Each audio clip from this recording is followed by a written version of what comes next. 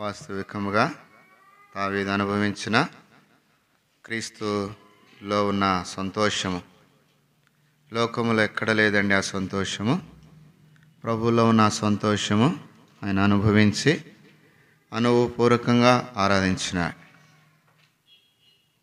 ఎవరు చూపని ప్రేమ, యేసయ్య ప్రేమ ఆయన అనుభవించినాడు.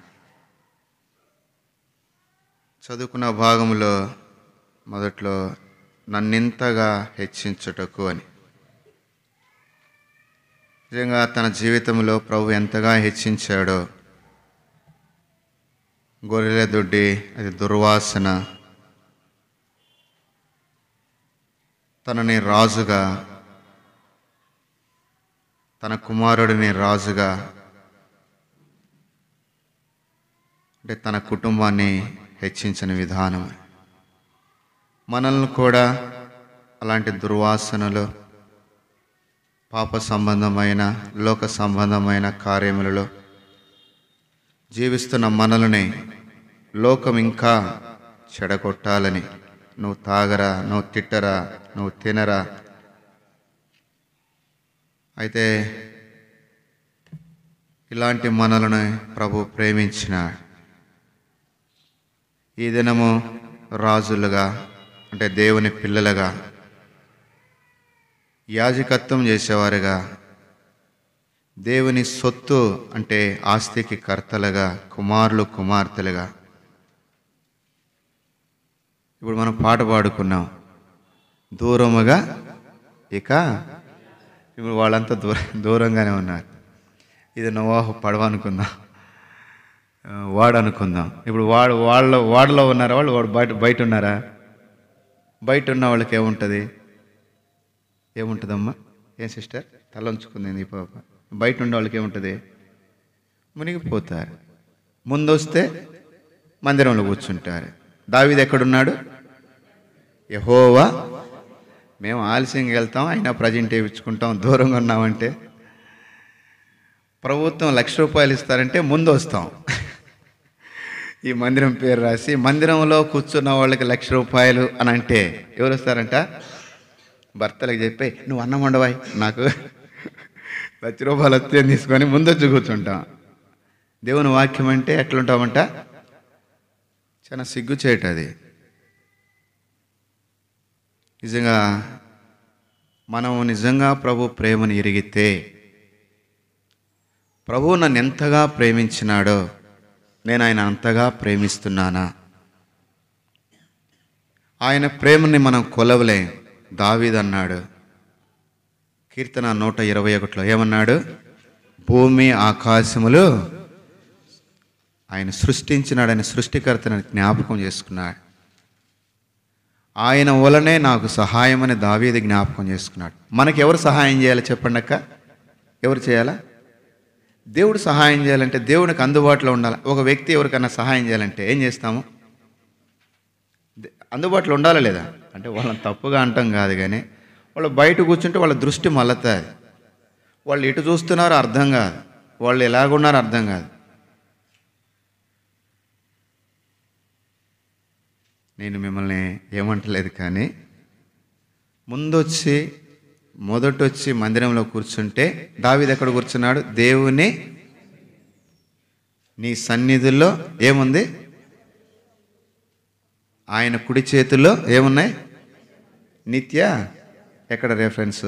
కీర్తన గ్రంథం 16వ తీయదులేండి, 11వ. అన్నీ ఆయన సన్నిధిలోనే ఉన్నాయి. మరియా ఆయన పాదముల దగ్గర కూర్చొని ఆయన బోధ ఆయన దగ్గర కూర్చొంది. మనం దూరంగా ఉంటే ఏమైపోతామో? మళ్ళీ ఈ పాట పాడాలి, మళ్ళీ ఏం పాడాలా? ఏం పాడాలా?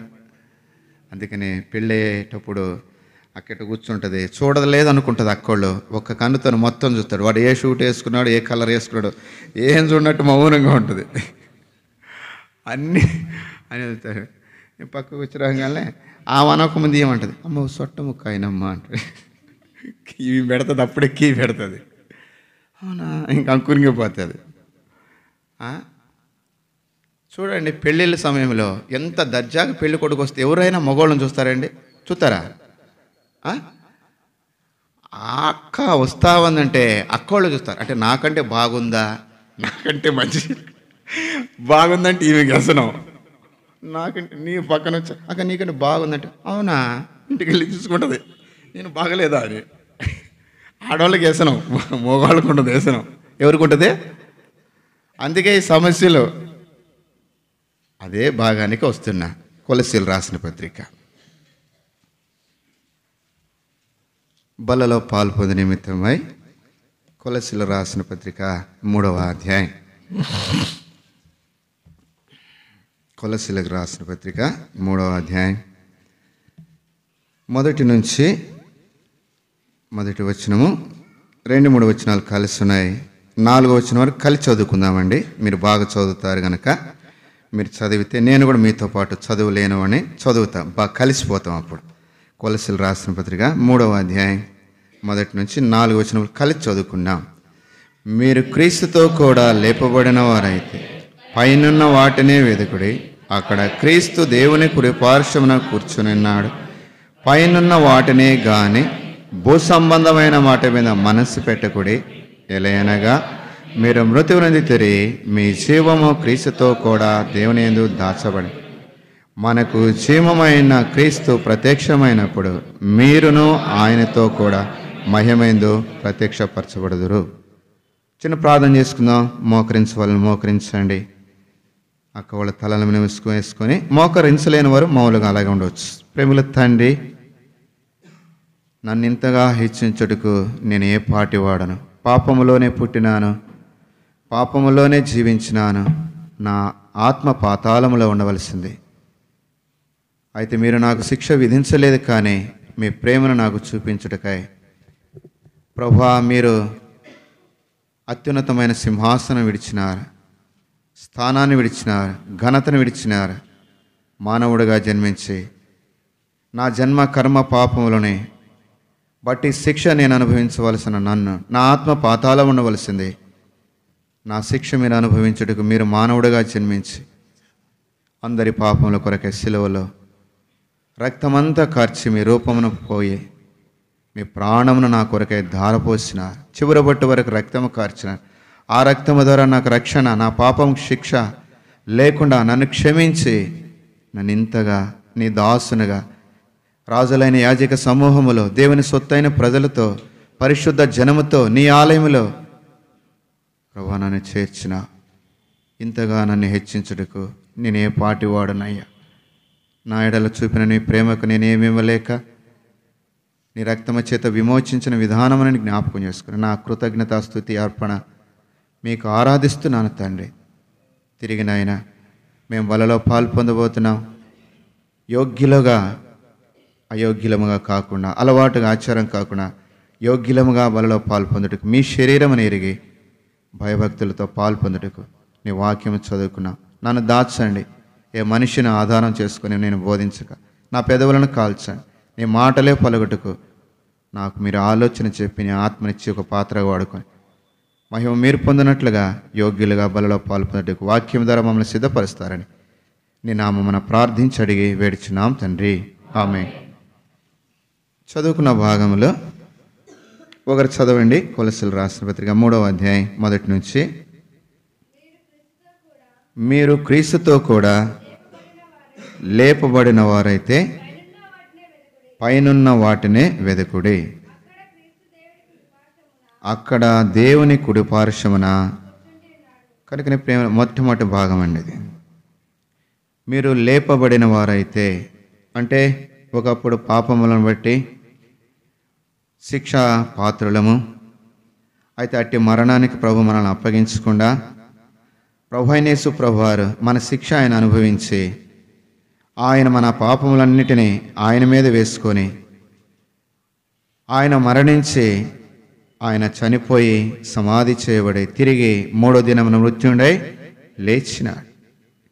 లేపబడిన వారు అయితే ఇప్పుడు లేపబడిన వారికి అంటే మీరు క్రీస్తుతో కూడా లేపబడిన అంటే బాప్తీసమును తీసుకోకముందు పాపములో ఉన్నాం. అయితే పాపములో ఒప్పుకున్నాం, సువార్త విని దేవుని వాక్యాన్ని అంగీకరించి నీటి బాప్తీసం తీసుకున్నప్పుడు ఆ పాపములని భూస్థాపన అయిపోయినాయి. మనం తలల మీద దైవ సేవకులు బాధ్యులైన వారు చేతుల నుంచి ప్రార్థించగా కృపావరములు పొందినాం. ఇప్పుడు మనం లేపబడిన వారు దేని మీద దృష్టి ఉంచుతారండి? లేపబడిన వారు దేని మీద దృష్టి పెడతారు? పైనున్న వాటి మీద దృష్టి పెడతారు. పైన ఎవరున్నారు? అందుకే 2వ వచనంలో రాబడింది, పైనున్న వాటిని కానీ భూ సంబంధమైన వాటి మీద ఏం పెట్టకూడదంట? మనసు మంచిది కాదండి. అందరు అంటారు అన్న మనిషి మంచోడే కానీ మనిషి మంచోడే, మనసు కుక్క అనే ఎవరిన అన్నా మిమ్మల్ని అన్నావు అనుకో, మీరు ఒప్పుకుంటారా? ఏక నవ్వుతున్నావు, నువ్వు కొంచెం లావుగా ఉన్నావు, నువ్వు ఒప్పుకుంటావా? నేనే అన్నాను అనుకో, లేదా నన్నే మీరు అన్నారనుకో, ఎట్లా ఉంటుంది?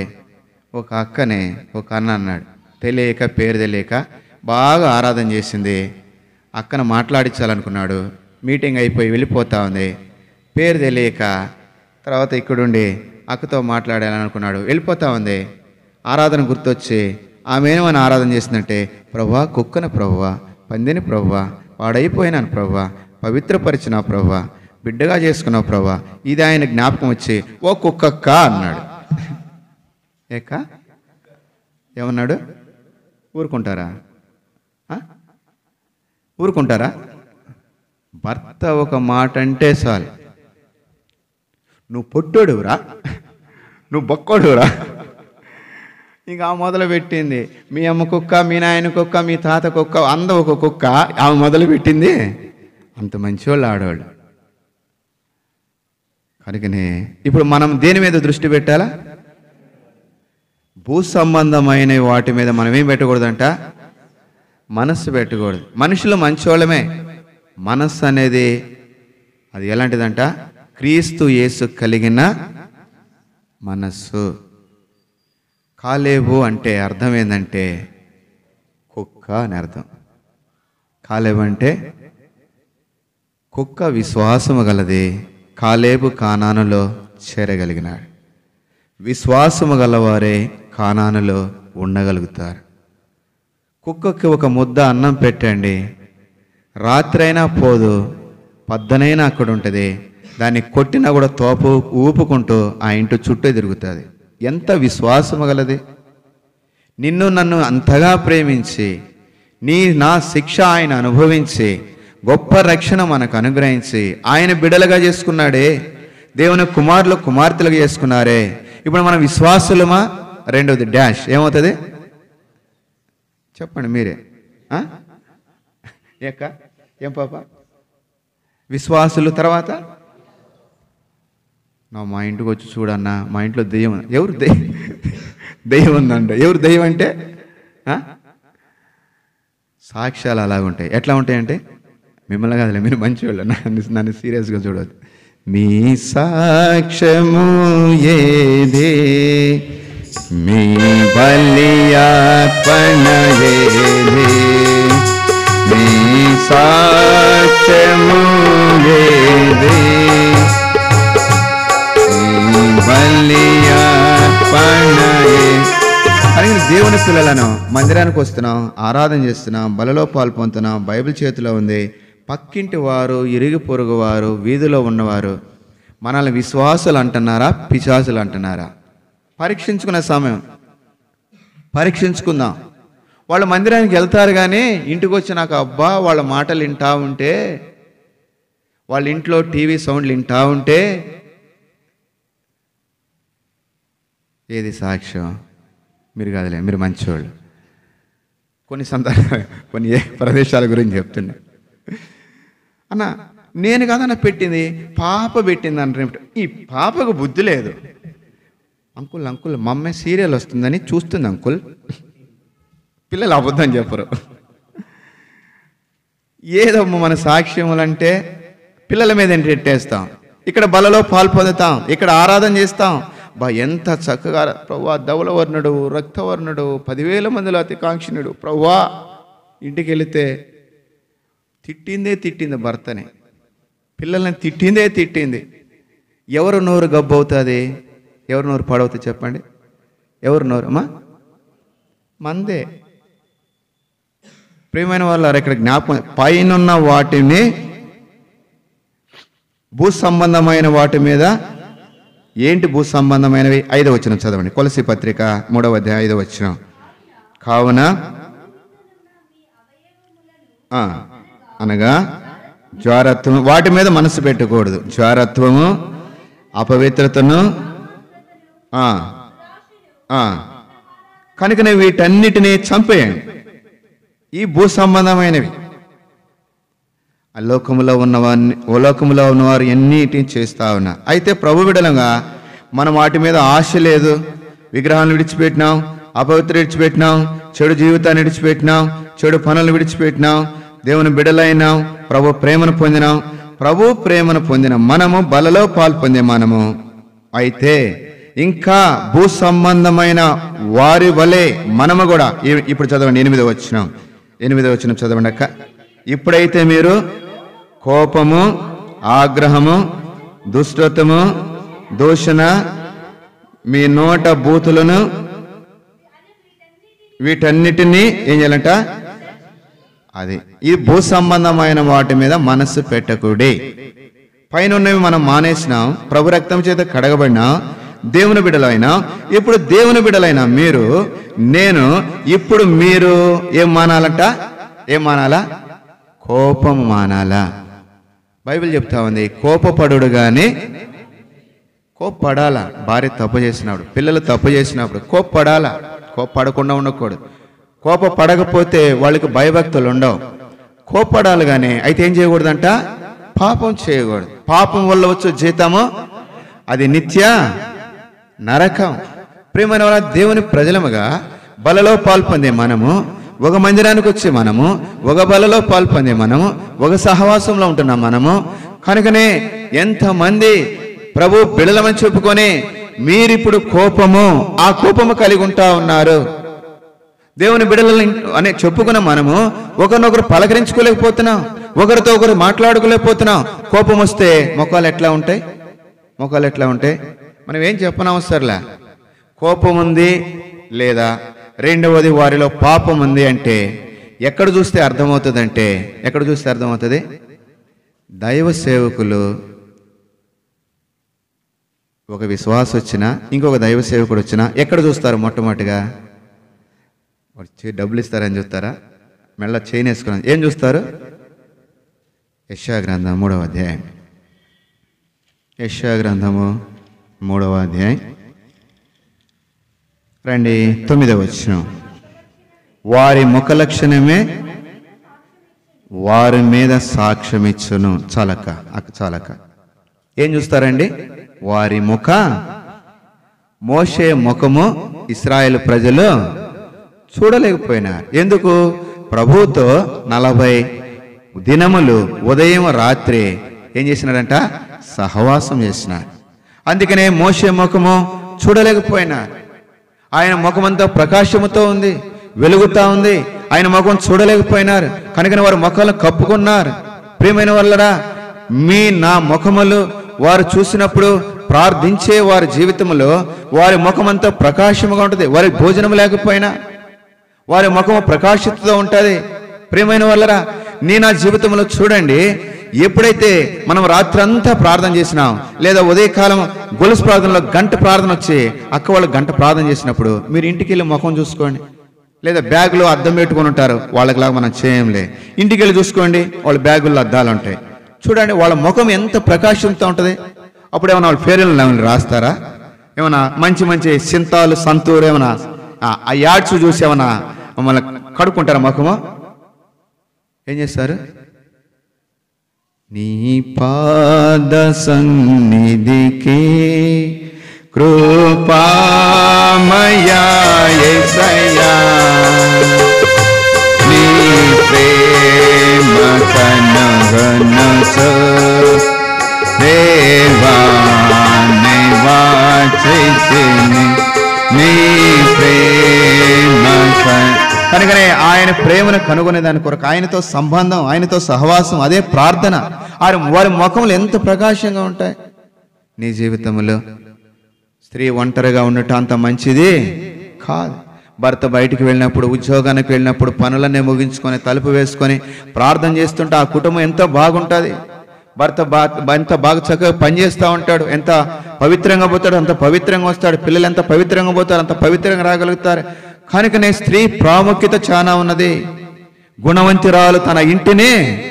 కనుకనే ప్రియమైన వారల మన జీవితంలో ప్రభు పిల్లలముగా అది ఎరగక భర్తకి లేచి, అమ్మా నేను డ్యూటీకి వెళ్ళాలా, క్యారేజీ చేయమంటే చింతకాయ పచ్చడి తొక్కి పెట్టినాను, క్యారేజీలో పెట్టుకొని పో. ఎట పోవాలంట?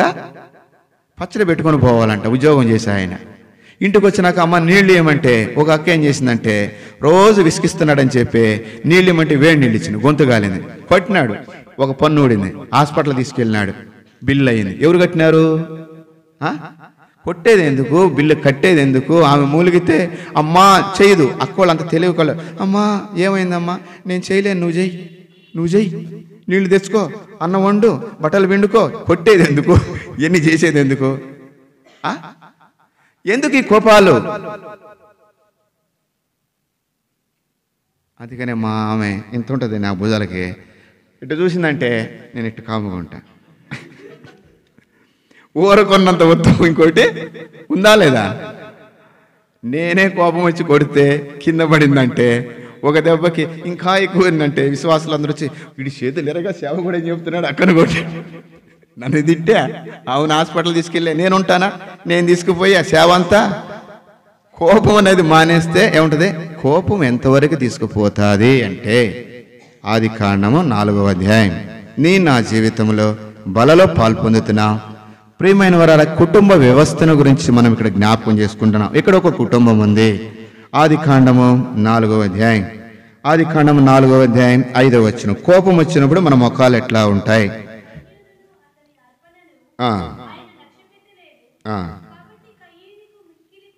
కయ్యూనికి మిక్కిలి కోపం వచ్చి అదనమాట వారి ముఖ లక్షణమే వారి మీద ఏం చేస్తుందంట? అక్క లోనికి రండి, అక్క పక్కన కూర్చోండి, అక్క లోనికి రండి. ఏంది నేను కూర్చునేది అక్క పక్క, నేను కూర్చో. ముఖం ఇంత అయ్యా చిన్న పుచ్చుకొని అప్పుడు అర్థమైపోతుంది, ఓహో ఈ అక్కకి పడదన్నమాట. పడకపోతే పరలోకం ఎట్లా పోతాం చెప్పండి? ఆయన గొంతు తీసుకొని లోపలికి రండి అని అన్నాడు అనుకో, మేము బయటే ఉన్నాం అనుకో, అక్క పక్కన కూర్చో అంటే మీ కాలేజీలో కూర్చుంటారా? ఆడవాళ్ళు ఎంత చిన్న యవనస్తులు ఎంత తులవంటే 2 ఆడవాళ్ళు చేస్తే దుమ్ము రేగిపోతుంది. 10 మంది మంగళలు ఉన్నా అయిపోయినట్టే. వాళ్ళకి కానీ కోపం వస్తే ముఖం చిన్న పుచ్చుకొని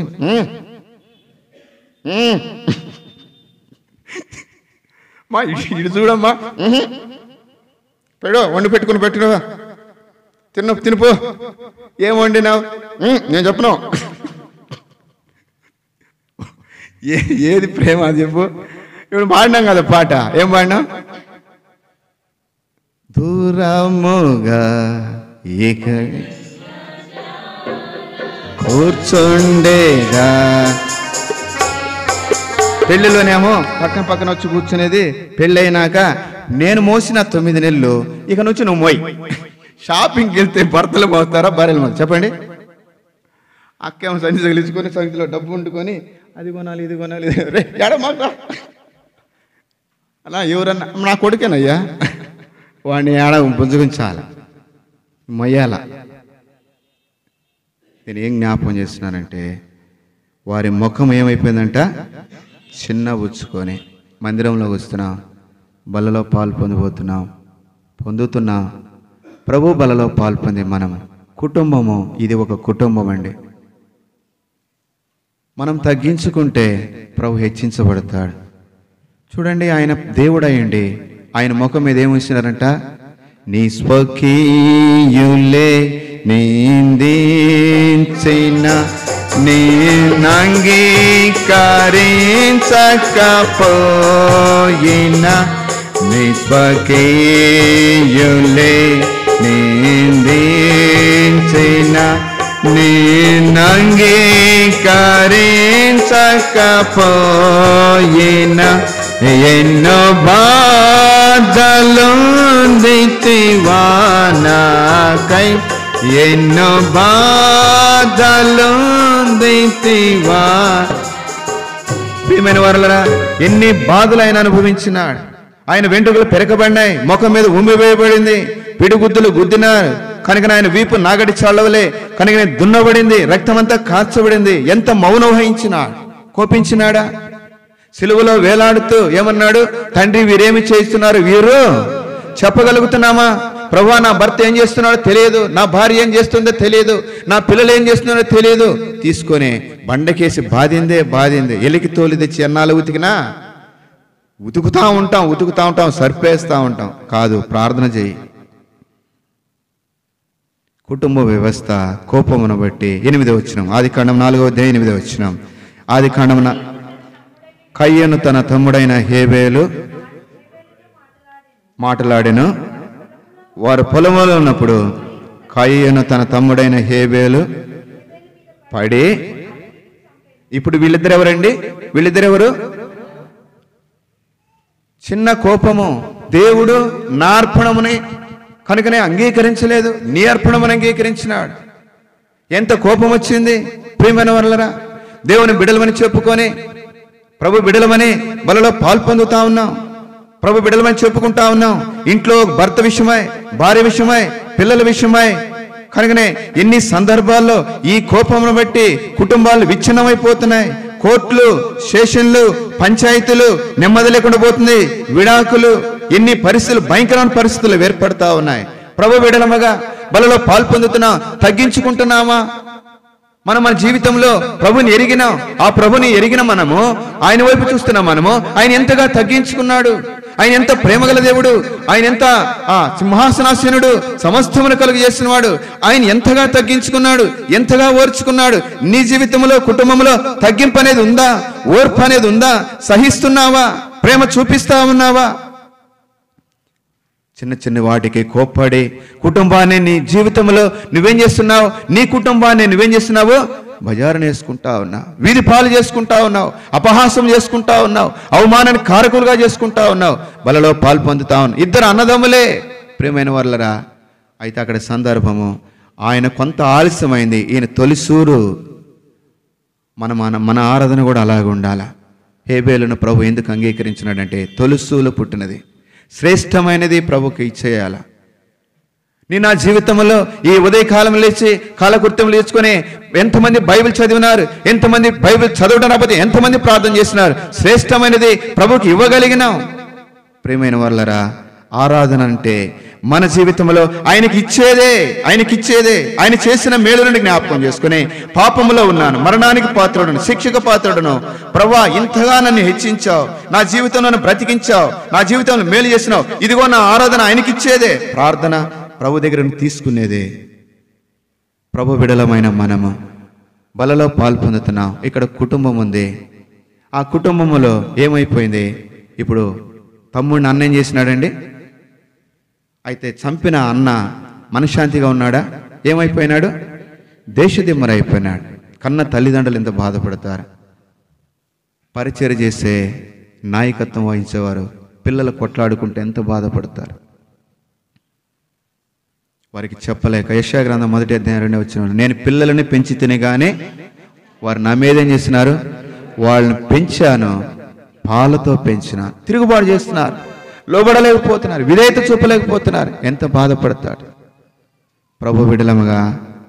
అయితే ఈ ఉదయకాలము, ఈ మధ్యాహ్న కాలం ప్రభు ప్రేమను బట్టి బలలో పాల్పొందే మనము ఒక మాట జ్ఞాపకం చేసుకోవాలా. ప్రభువా, నా కోపమును బట్టే నా కుటుంబం ఇలాగ అయిపోతుందయ్యా, నేను తగ్గించుకోలేకపోతున్నాను. తెలియదు వాళ్ళు, అయితే నా జీవితంలో తెలిసి నేను వారిని క్షమించలేకపోతున్నాను, వారిని ప్రేమించలేకపోతున్నాను. నీ ప్రేమను ఎరిగినాను. నిజంగా నీవు నన్ను ప్రేమించకపోతే నేనెంత భయంకరమైన పాపిని. ఆ పాపమును నన్ను ఆయన విడిపించినాడు. ఆయన జ్ఞాపకం చేసుకుంటే ప్రభు ప్రేమను అర్థం చేసుకొని స్టెఫెను కూడా ఆ మాట పలికినాడు. తండ్రి, వీరి ప్రియమైన వారు అలా రక్తము కారుతున్నప్పుడు అపోస్తల కార్యములో క్షమించమని పలికిన మాటలు. ప్రభు బిడలముగా నీ భార్యను క్షమిస్తున్నావా? నీ భర్తను క్షమిస్తున్నావా? నీ పిల్లలను క్షమిస్తున్నావా? ఓ యవనస్తులారా, చదువుకున్న నీవు చదువు ఉందని చెప్పి సంస్కారం లేకుండా, నీ తల్లిదండ్రులు చదువు లేదని వారిని ఇంకా ప్రేమించి క్షమించలేకుండా ఉంటున్నావా? బలలో పాలు పొందుతున్నాం. ప్రభు ప్రేమను జ్ఞాపకం చేసుకుందాం. ఈ కోపములు కుటుంబాన్ని విచ్ఛిన్నం చేస్తాయి, ఐక్యతను పాడు చేస్తాయి, ఆత్మీయతను పాడు చేస్తాయి. ప్రభు ప్రజలైన మనము ప్రభు అయిన యేసు ప్రభువారు భూమి మీద ఉన్నప్పుడు తన శిష్యులకు నేర్పించినాడు. వాళ్ళు అనుకున్నారు, ఎవడు గొప్ప, గొప్పల గురించి చూసుకున్నాడు. నేనే గొప్ప, నేను గొప్ప. అయితే ప్రభు అది చెప్పలేదు. చూడండి, మత్తయి సువార్త 18వ అధ్యాయం మొదటి నుంచి. ప్రియమైన వాళ్ళరా, బలలో పాలు పొందే మనం ఎలాగ ఉండాలంట? తగ్గింపు కలిగి. కనుకనే చదవక వచ్చి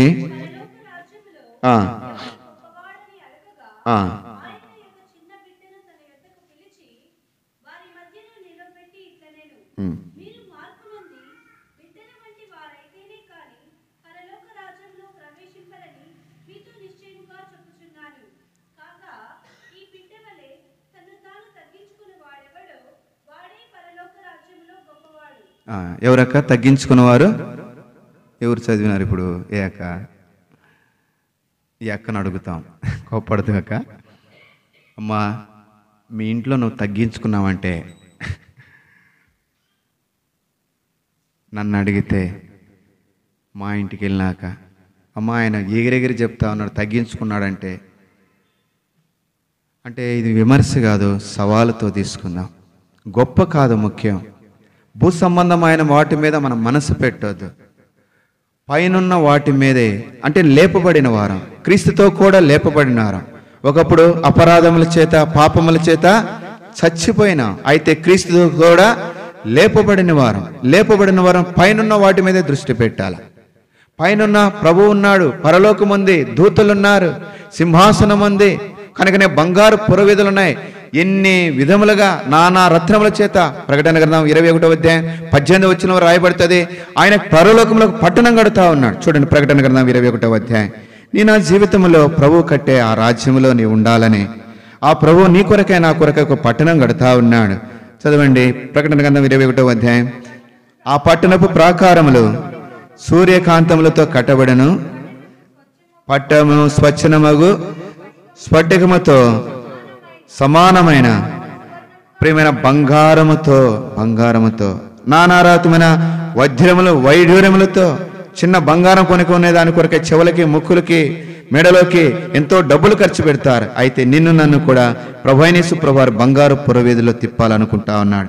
నీకు అనుకు నా కొరకై ఆయన ఒక గృహాన్ని కడుతా ఉన్నాడు. ఆ గృహములో ఉండుటకు ఇష్టపడుతున్నాడు. అయితే భూమి మీద ఉన్న ఈ గృహములో నీవు ఎవరు గొప్ప తగ్గింపు లేకుండా, కోపమును బట్టి కనుకనే కుటుంబంలో ఇంకా విచ్ఛిన్నమైపోయి సమాధానం లేక, సంతోషం లేక, ఇలాంటి సందర్భంలో ప్రభువైన యేసు ప్రభువారు చెప్పినాడు, ఆ చిన్న బిడ్డ వలె తగ్గించుకున్నవాడు. నీ నా జీవితంలో తగ్గింపు జీవితం కలిగి ఉన్నామా? కుటుంబంలో కనుకనే భార్య, అక్క, భర్త విషయమై తగ్గింపు జీవితం కలిగి ఉంటుందా? అక్క ఏమంటా ఉంది? నేను భార్యను అంటా ఉంది. ఆయన ఏమంటున్నాడు? నేను భర్తనంటా ఉన్నాడు. అంటే నేను శిరస్సును అంటున్నాడు. ఆమె ఏమంటుంది? నేను మెడనయ్యా అంటా ఉన్నాడు. మధ్యలో సమస్యలు. ఎంత భయంకరమైన విషయాలు.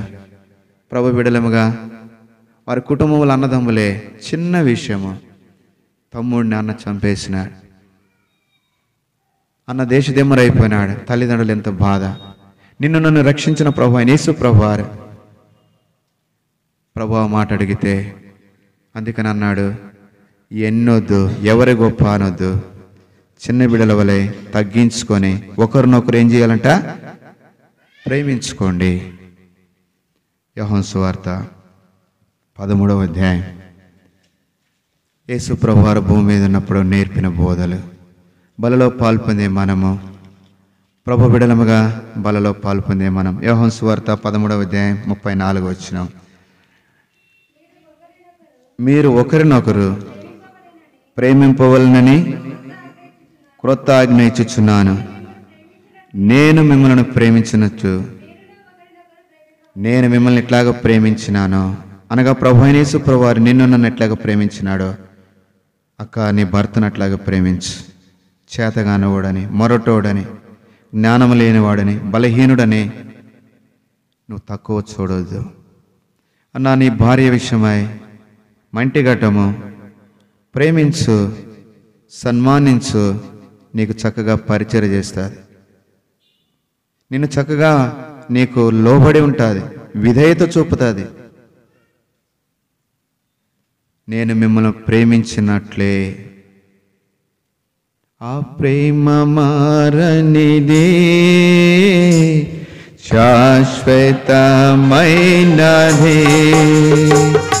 ఆ ప్రేమ మారనిదే,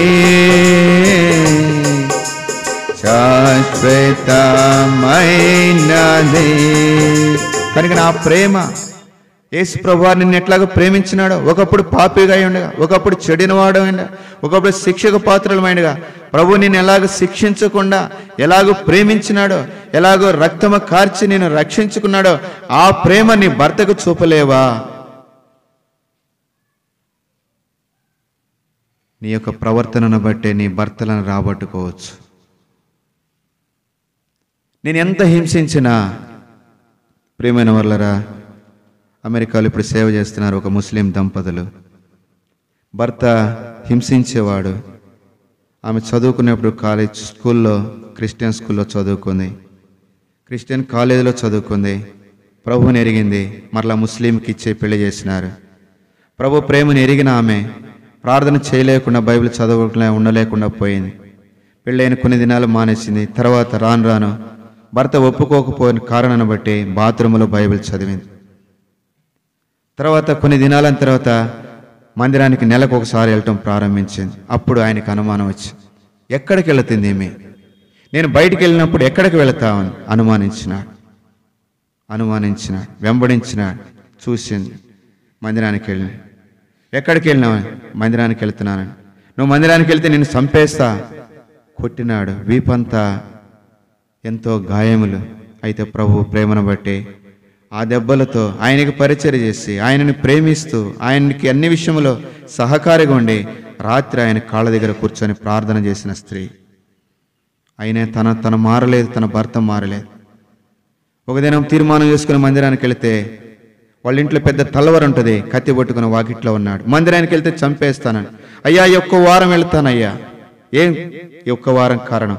అక్కడ రొట్టిస్తారంట, అది క్రీస్తు రక్తం, అది క్రీస్తు శరీరం అంట. ఆయనకు ఆశ్చర్యం వేసింది. నువ్వు నిజంగా యేసు ప్రభువారి శరీరం అని చెప్తున్నావు, ఆ శరీరం తేగపోతే నిన్ను చంపేస్తా. ఆమె చెప్పింది ఎంతో అజ్ఞానంతో. ప్రభు యొక్క ప్రేమను బట్టి నేను ఆయన శరీరాన్ని తెస్తానని చెప్పింది. భయంతో వెళ్ళింది. వాక్యమైంది, బలలో పాల్పొందికి చేయెత్తింది. రొట్టె ఇచ్చినారు, కొంచెం తీసుకొని కొంచెం దాచిపెట్టుకుంది. కానుకలు వేసి మందిరానికి వస్తుంది. 1:30 అయింది, రాలేదు. 2 అయింది, ఎదురు చూస్తున్నాడు, కోపంతో అన్నం తినకుండా కత్తి పట్టుకొని ఏడుస్తూ వచ్చింది. ప్రభుని తలుసుకుంది. తీపి, నీ ప్రభు శరీరం చూపి అన్నాడు. ఆమెకు తెలుసు చేతుల్లో ఉన్నది రొట్టె. ప్రియమైన వాళ్ళరా, ఆమె చేయి తెరిచింది.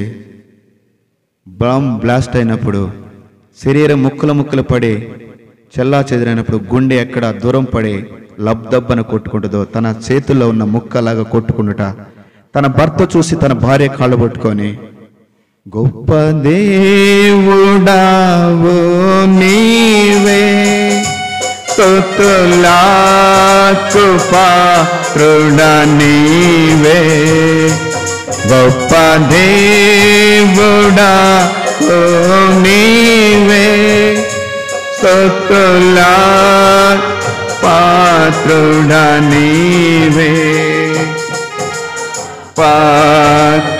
ఆరాధితం దయాళుడవు.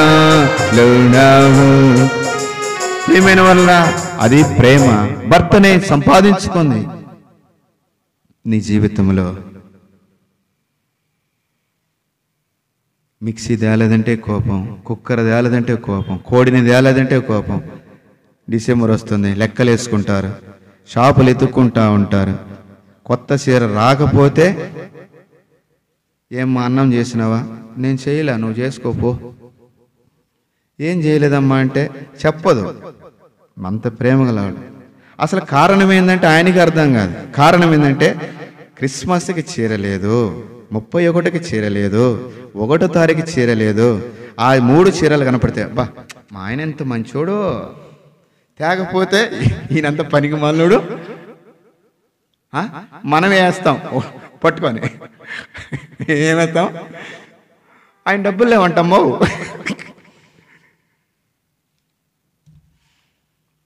నేను మిమ్మల్ని ప్రేమించినాను, మీరు అలా ఒకరినొకరు, ఆ కుటుంబం ఎలాగుంటుందో చూడండి. ఆ కుటుంబం ఎలాగుంటుంది? 1 సమూయేలు గ్రంథం 1వ అధ్యాయం. నేను నా జీవితంలో బలలో పాలు పొందబోతున్నా. ప్రభు విడలముగా కోపము అనే మాటని జ్ఞాపకం చేస్తున్నాం.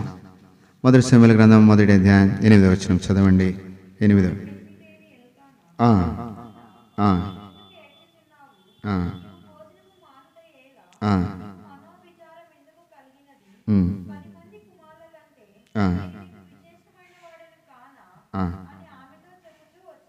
వారు షిలోహులో వారి దేవుని మందిరానికి వెళ్ళినారు కలిసి. భార్య దుఃఖంలో ఉన్నప్పుడు భర్తగా తనను ఆదరిస్తున్నాడు, తనను ధైర్యపరుస్తున్నాడు. ఎందుకమ్మా ఏడుస్తావు, ఎందుకు భోజనం మానుతావు, మనము సేవించే దేవుడు గొప్పవాడు, షిలోహులో ఉన్నాడు, ప్రవక్త ఉన్నాడు, అక్కడ మందిరానికి పోదాం పదా. ఎంతమంది భర్తలు భార్యలను ధైర్యపరుస్తున్నారు, భార్యలకు అండగా నిలబడుతున్నారు, ప్రోత్సహిస్తున్నారు. ఎంతమంది అక్క వాళ్ళు భర్తలని ప్రోత్సహిస్తూ వారి కొరకే ప్రార్థన చేస్తూ ఉన్నారు. ఆ కుటుంబ వ్యవస్థ వారు ప్రభు సన్నిధిలో ఉండి పొందుకున్నారు.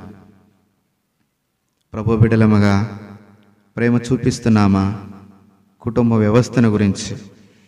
ఆ ప్రేమ లేకపోవటం కారణాన్ని బట్టే మనం ఇంటికి వెళ్ళంగానే వాళ్ళు ఏమంటున్నారు, అన్నవాళ్ళు ఏమంటున్నారు, ఇదేనా నువ్వు నేర్చుకుంది మందిరంలో, ఇదేనా నీకు చెప్తుంది వాళ్ళు.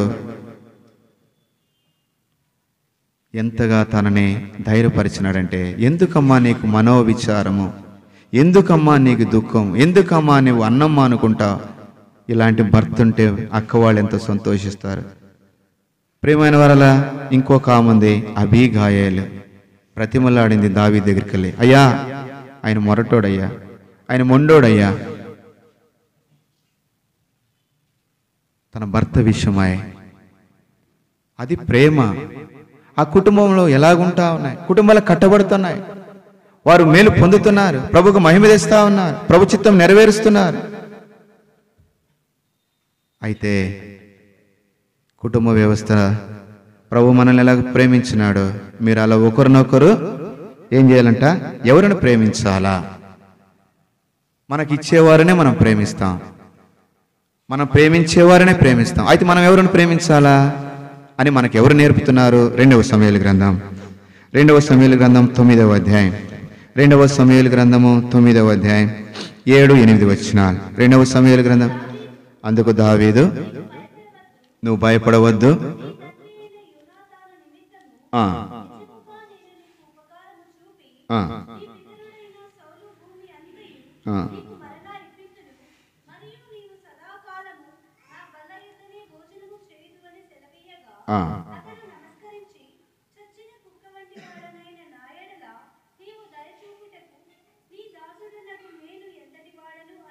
ప్రియమైన వాళ్ళరా, కుంటివాడు ఆడుకుంటా పడిపోయినాడు దాది చేతిలో నుంచి. సౌలు సంతతిలో నుంచి వచ్చిన వ్యక్తి, దావీదును చంపాలనుకున్న వ్యక్తి, ఆయన సంతతిలో నుంచి వచ్చిన వ్యక్తిని దావీదు ప్రేమించి, ఎవరిని ప్రేమిస్తున్నాడు దేవుడు? ఎవరిని ప్రేమిస్తున్నాడు? బలలో పాల్పొంది మనం కుటుంబంలో ఎన్ని మాని ప్రేమ కలిగి. 2వది ఎవరిని ప్రేమించాలండి? శత్రువు మాపై చెల్లరేగగా భృంగదియజుడగా, శత్రువు మాపై చెల్లరేగగా భృంగదియజుడగా, యెహోవా నీసిగా మాకుండి విజయమిచ్చితివి. యెహోవా మాకుండి విజయమిచ్చితివి. మమ్మ విడువని మా దేవా, నిండు మనసుతో వెంబడించేదం. మమ్మ విడువని మా యేసు ప్రభువారు ఎప్పుడు మనల్ని విడిచిపెట్టండి. మనం అనుకోవచ్చు, నిందలు పొందవచ్చు, అవమానములు పొందవచ్చు, హింసలు పొందవచ్చు. అయితే ప్రేమించు. నీ ఇంట్లో వారిని ప్రేమించు. నీ శత్రువును ప్రేమించు. మత్తయి సువార్త 5వ అధ్యాయం 11వ వచనం. ప్రియమైన వాళ్ళరా, ఆ ప్రభు అయిన యేసు ప్రభువారు హింసించబడినాడు, దూషించబడినాడు, నా నిమిత్తం. ఎవరి నిమిత్తం అండి? ప్రభు అయిన యేసు ప్రభువారు. ఎవరి నిమిత్తము? ఆయన నిమిత్తము. అపోస్తల కార్యం 4వ అధ్యాయం 41వ వచనం. ఎవరి నిమిత్తము అని అంటే అపోస్తల కార్యము 5వ అధ్యాయం 41వ వచనం చదవండి. అపోస్తల కార్యములు 5వ చదవండి. ఆ నామము కొరకు అవమానం పొందుటకు పాత్రులమని ఎంచబడినందున పౌలు శీలలు, ప్రభువా వాళ్ళు మమ్మల్ని చాలా దెబ్బలు కొట్టినారు, మమ్మల్ని జైల్లో పెట్టినారు. సంతోషం ప్రభువా. నువ్వు నిందల గుండా వెళుతున్నావేమో, శ్రమల గుండా వెళుతున్నావేమో, హింసల గుండా వెళుతున్నావేమో, ఉపద్రవాల గుండా వెళుతున్నావేమో, చెరసాల అనే శ్రమల గుండా వెళుతున్నావేమో. ప్రభుని స్తుతించు, ప్రభుని మహిమపరచు. ఈ శ్రమలలో ఉండడం ద్వారా కీర్తన గ్రంథం 40 అధ్యాయం 17 వచనం, శ్రమ రాకముందు నాకు త్రోవ విడిచింది, శ్రమ రావట నీకు సమీపంగా వస్తున్నా, నువ్వు నాతో మాట్లాడుతున్నావు, అది నాకు అర్థమవుతా ఉంది. పౌలు శీలలో కొట్టబడి చెరసాలలో ఉంచబడడం ద్వారా చెరసాల నాయకుడు రక్షణ పొందినాడు, దొంగలు మార్చబడినారు. ఈ శ్రమల ద్వారా దేవుడు ఏదో చేయబోతున్నాడు. ఈ నిందల ద్వారా, ఈ అవమానముల ద్వారా, ఈ కష్టముల ద్వారా దేవుడు ఏదో గొప్ప కార్యములు చేయబోతున్నాడు. ఎరుగు, కుంగిపోవద్దు, అధైర్యపడవద్దు. అయితే ప్రేమించు, అయితే క్షమించు, వారి కొరకై ప్రార్థించు. ప్రభు ప్రజలమగా ఆ ప్రభువే అంత ప్రేమ చూపిస్తే నీవు నేను ఏ పాటి వారం. అందుకని దావీదు అన్నాడు, ఇంతగా నన్ను హెచ్చించుటకు. ఆ మాట జ్ఞాపకం చేసుకుంటే, నన్ను ఆలోచించుకుంటే, మా ఊర్లోకి వెళితే బైబిల్ పట్టుకొని ఏరో ఎప్పుడు వచ్చినావు అన్నాడు. నేను యేసు ప్రభు నమ్ముకున్నానయ్యా. ఎవరో నీ మాటలు మారినాయి, నీ వస్త్రాలు మారినాయి. అవును, ప్రభు నన్ను మార్చినాడు, దేవుని సేవకుడుగా చేసినాడు. నువ్వు సేవకుడువా? చూద్దాములే ఇట పట్టుకొని ఒకళ్ళలాగే. అవును ప్రియమైన వాళ్ళరా, నిందించేవారు, హింసించేవారు, చెడమాటలు పలికేవారు అయితే నీవు ధన్యుడివే. అధైర్యపడవద్దు. ప్రభు బిడలముగా భూసంబంధమైన వాటి మీద మనం దృష్టి కలగలేదు. మన మనస్సు పరసంబంధమైన వాటి మీద ఉంది. నిందించబడదాం, కనుకనే హింసించబడదాం, బాధించబడదాం.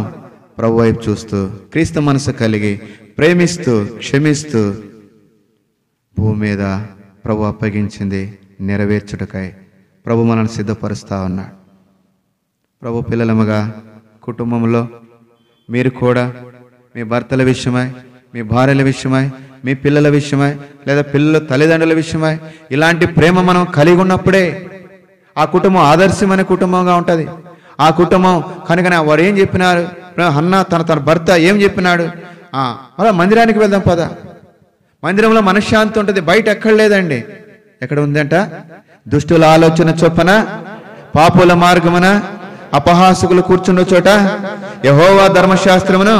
అలాంటి సందర్భంలో బైబిల్ చదువు. మత్తయి సువార్త 7:7 ప్రకారం తలుపేసుకొని ప్రార్థన చేయి. ప్రభు ఎంత నెమ్మదిస్తాడు, ఎంత సమాధానం ఇస్తాడు, వారు నోరు ఎలాగ మూపిస్తాడు. సౌలు తన జీవితంలో దావీదును తరమాలనుకున్నాడు, చంపాలనుకున్నాడు. తన కత్తి తీసుకుని తానే పొడుచుకొని ఆయనే చచ్చిపోయా. దావీదేం చంపలా. అభిషేక్ వచ్చి అడిగినాడు, నువ్వు ఒక్క మాట ఆజ్ఞాపించు. తీసుకోలా బాధ్యత. ప్రభు ప్రజలముగా పగ తీర్చుకున్నట మీ వంతు ప్రభువుకు అప్పగించుకుందాం.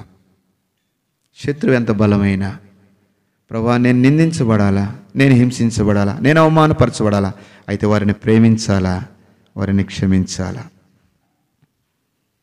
ప్రభు ప్రజలముగా బలలో పాల్పొందే మనము, నేనేదో ఉట్టి మాటలు చెప్తలేదు, ఇది క్రియాపూర్వకముగా మీరు ప్రయత్నించి చూడండి. నీ భర్త నిన్ను కొట్టినాడా, నీ భర్త నిన్ను తిట్టినాడా, రాత్రి ఆయన పాదముల దగ్గర కూర్చో.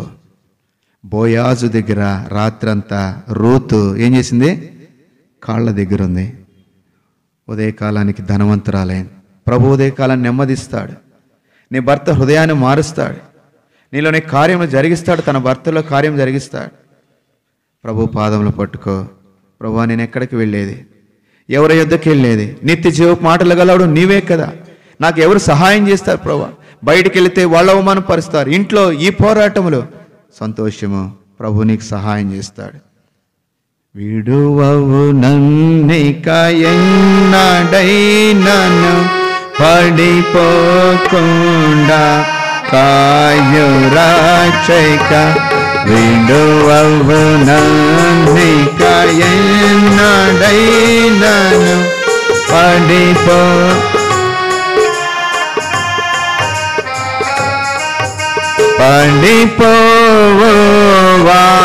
వారెల్లరినీ లేపెడి వాడవు నీవే ప్రభు. పడిపోవు వారెల్లరినీ లేపెడి వాడవు నీవే ప్రభు. విడువవు నన్నిక ఎన్న పడిపోకుండా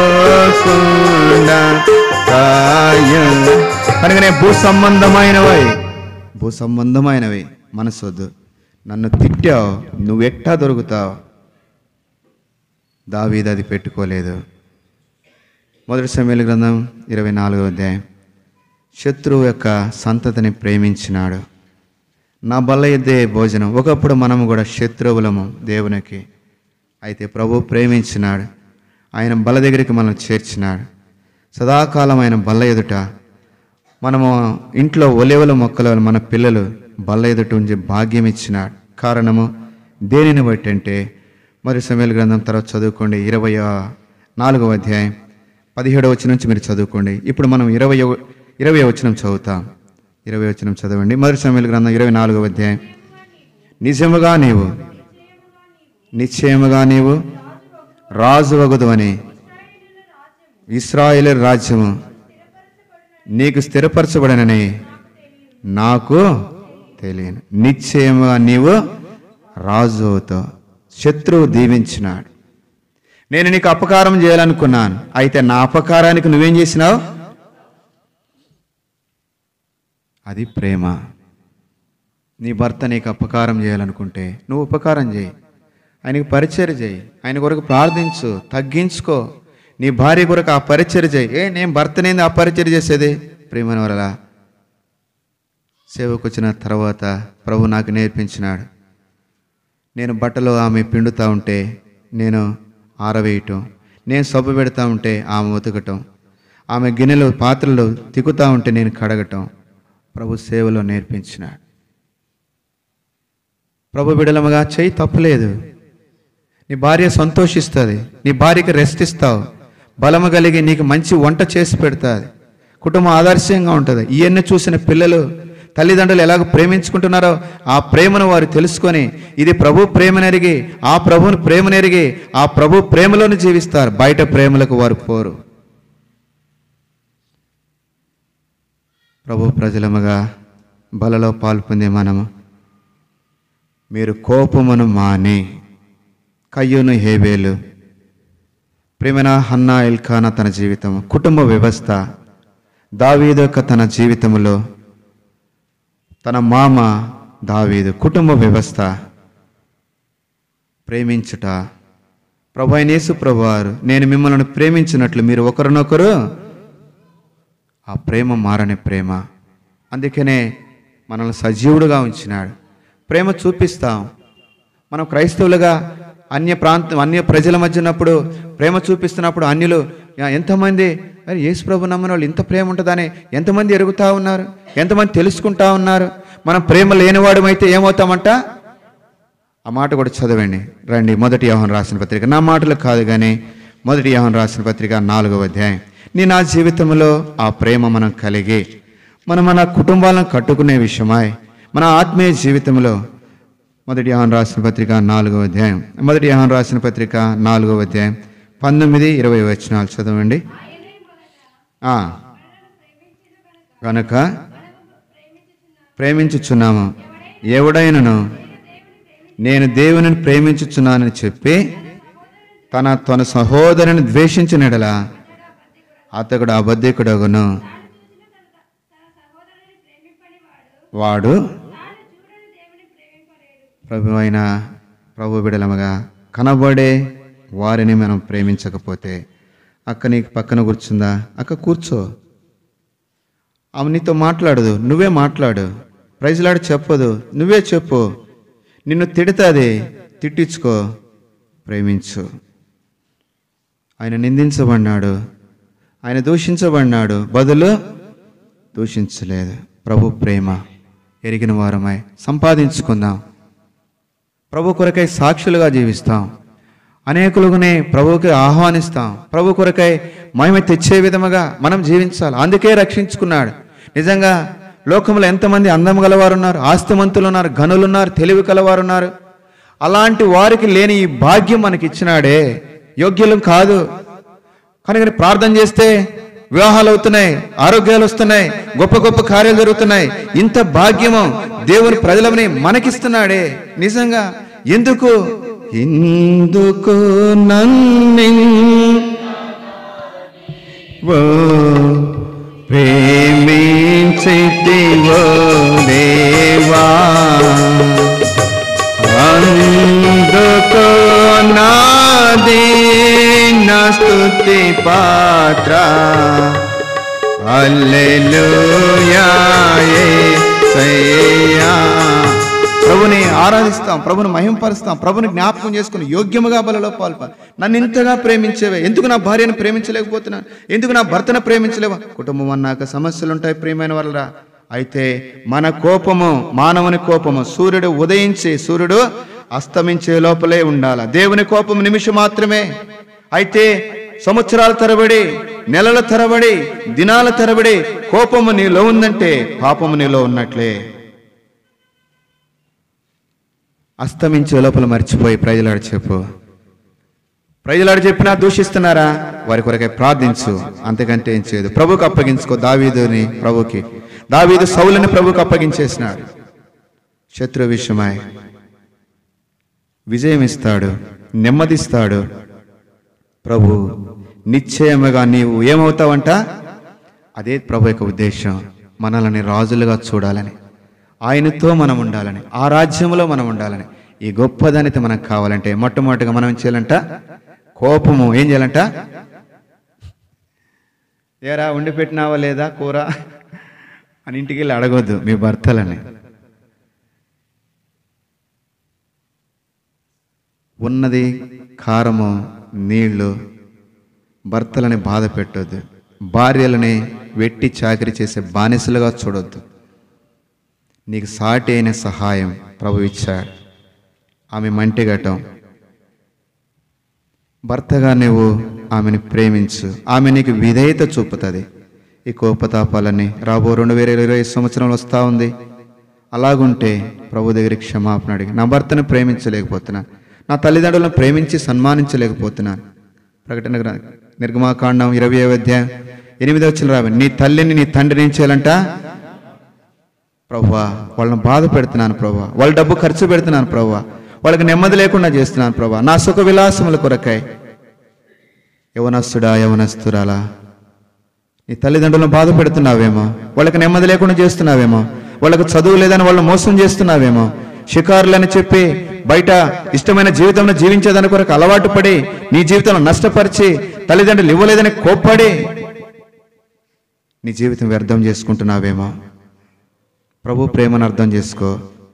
ఆ ప్రేమను వారు ఎరిగినారు, అలాగే నిన్ను ప్రేమించు సహిస్తున్నారు. ఎరిగిన వారమై కోపం మానాలా. రెండోది, మీరు ఒకరినొకరు శత్రువుని అట్టి కృప ప్రభు మనకిచ్చును గాక.